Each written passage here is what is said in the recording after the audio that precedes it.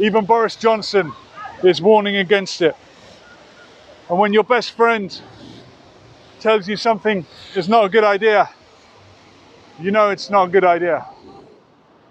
One of the crazy things about this annexation that's happening as we speak in contravention of international law is that the land will become an integral part of the country, but the people living there will not become citizens. And I was wondering about annexation, and I was wondering, ironically, might it be a good thing if the people living there became citizens and had power within that country to change things? Why don't you just take the whole lot of it and include it in that country?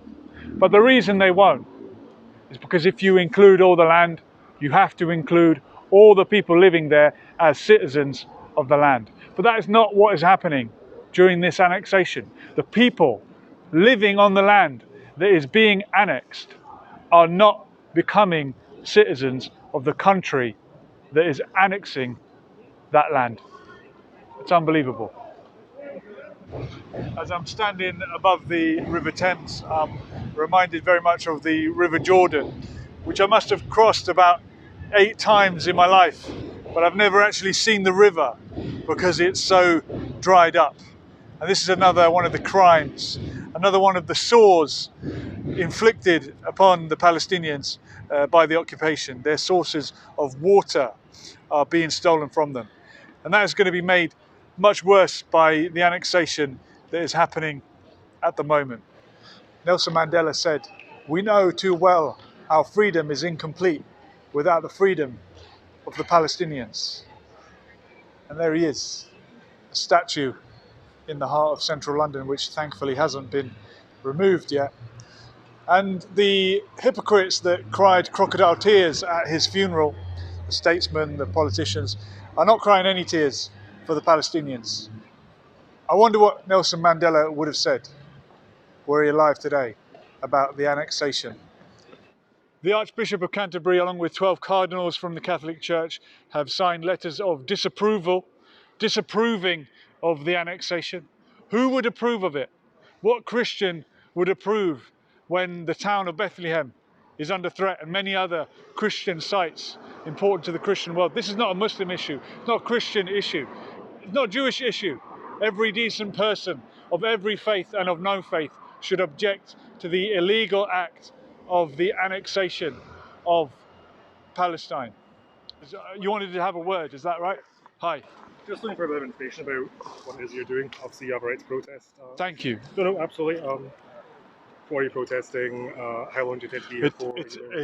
It's on here. Sure. Stop the annexation and end apartheid.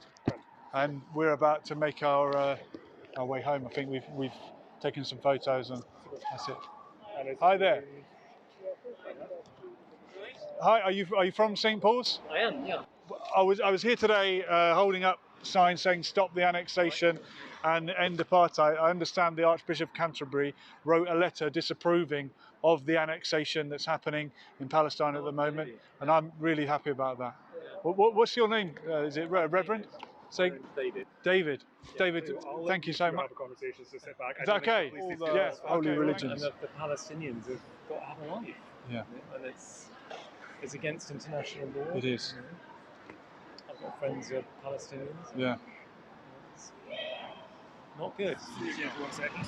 Yes. I'm also just asking if you have a name of the group of who sort of who you're operating under. If you have like an umbrella, or if it's just No, it is just myself. Yeah, it is just myself. Thank you for your time. Thank you very much. So we're just outside St. Paul's, as you can hear.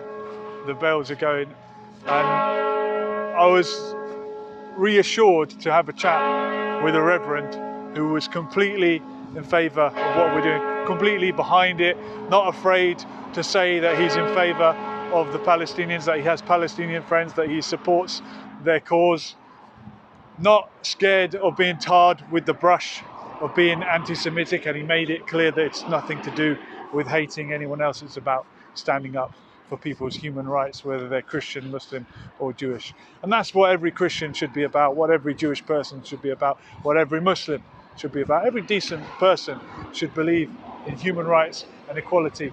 And that is nothing more than what the Palestinians have been asking for. And someone made a good point recently. They said the Palestinians were never asking for a state.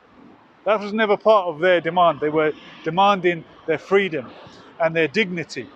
And the fact that land is being annexed and people living on it will not be absorbed into the state, which we're going to take the land but not have the people, that is the epitome of racism to me. You're the wrong race, so you're not part of the state. But I'm glad that I had a chat with, I think he was a reverend. He certainly looked like one.